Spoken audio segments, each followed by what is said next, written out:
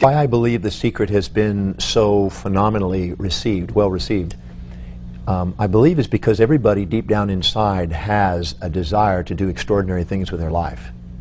And this is reminding them of how much magnificence and capacity they have inside themselves to go and create a life that they dream about, and also one that can stretch them to new vistas of thinking. And I think the secret is catalyzing in people new activities and new disciplines to go after things that they really have been hesitating on. So I think that that's a great contribution, and people are thirsty for that. And I think it offers a reminder of what they have inside. Well, the first thing is they have to set reasonable objectives. If somebody goes out and says, all right, I'm asking for $1 million, I envision $1 million, I'm now a millionaire, and I do all that, and heck, it's been 24 hours and I don't have $1 million, well, that's sort of a little bit of it's not that it's not possible, it's just not probable. And I believe that they have to set reasonable objectives for themselves. And maybe I could elaborate on that. I tend to think that there are 7 primary fantasies that we set ourselves up for that create somewhat the counterbalance, the nightmare, and interfere with the manifestation and the law of attraction. For instance, the first fantasy is the expectation that we have on others for them to live outside universal laws.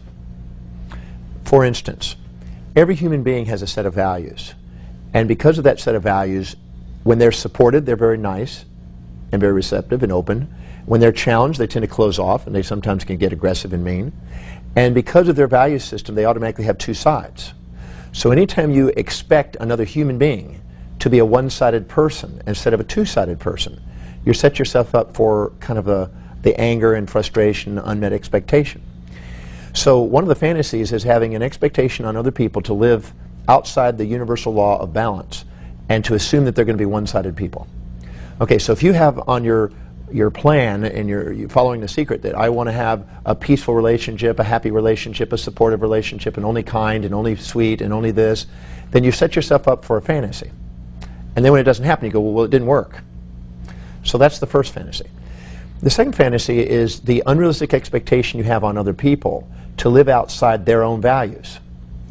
So if you don't know the person's values and you project onto them your own values and expect them to live according to what's important to you, and you haven't communicated what's important to you in terms of what their real values are, then you've got yourself in another fantasy that's going to automatically self-defeat. Because in reality, they're going to live according to their values, and the only thing you can ever expect from them is that. So again, if you have this idea that you want them to join you in exercising every day, or you want them to buy you diamond rings, or you want to do this, then what happens is, if that's not their values, you're going to be sitting frustrated. You're going to wonder why it's not manifesting. The third fantasy is a combination of those two. You're expecting them to be one-sided, and you're expecting them to not live according to their values. Now you've got a double whammy fantasy, and you're pretty well guaranteed to be frustrated, angry, or even live in a nightmare because it's not living up to what you expected. The third fantasy is the unrealistic expectation on yourself to live outside your own values. And you're sitting there going, I want to be a millionaire, when in truth, number 20 on your value list is saving money and building wealth. And you prefer to go shopping and spending time with your kids and doing 18 or 19 other things way before saving money and building wealth. So if you do, you're not going to live according to your values with that fantasy, or you're going to live according to your values, but you're not going to fulfill this fantasy. So you have to have reasonable and realistic expectations on yourself according to your real values. And then the next one, the fifth one is the idea that you are unrealistic expecting on yourself to live outside universal laws.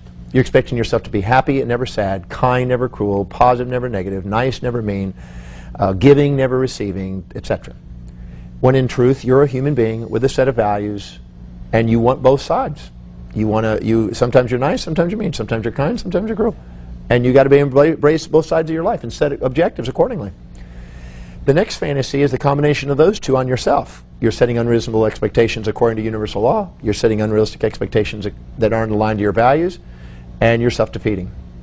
And the last one is a combination of all of them. You now have an unrealistic expectation on every human being outside you and yourself to live outside universal law and outside their values. And now you're going, why isn't things working in my life? And the reason it's not working is because you have an unrealistic expectation. It's not real, it's not grounded, it's fantasy.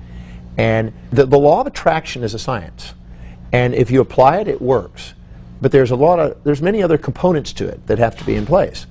And the first component is making sure that what you're setting is real. And make sure that it's aligned truly to your values and other people's values if you're expecting other people to be involved. And make sure that it's something you're willing to, one, create a strategy to go towards and follow, and you're truly willing to receive it, and it's truly something that's accomplishable. And it has to be in a reasonable time frame. Anytime you get elated and manic and excited and puffed up and think you're bigger than you really are, and you tend to set goals that are too big and too short a time frame, and you have unrealistic time frames on expectations. And anytime you deflate yourself and get introverted and kind of withdrawn and feel less than yourself and get shamed, if you will, you tend to set too small a goal in too long a time frame. The first one burns you out, the other one bores you. And those two states are actually feedback systems back to